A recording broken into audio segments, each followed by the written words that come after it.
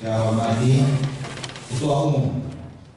Hadir sebagai pembicara, Ketua Majelis Syuro Partai Umat yang juga mantan Ketua MPR RI, Amin Rais, mengajak seluruh kader Partai Umat yang ada di Sumatera Selatan untuk saling mendukung serta berdoa.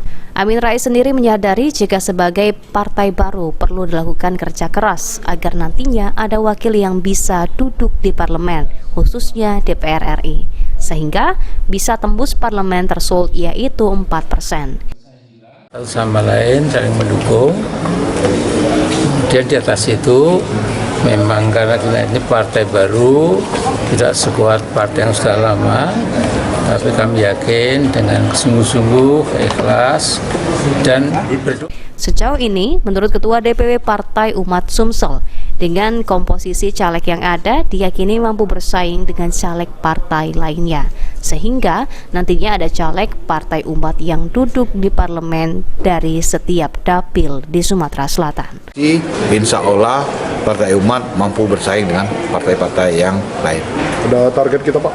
Target kita setiap dapil yang kita ada calegnya minimal dapat 1 kursi.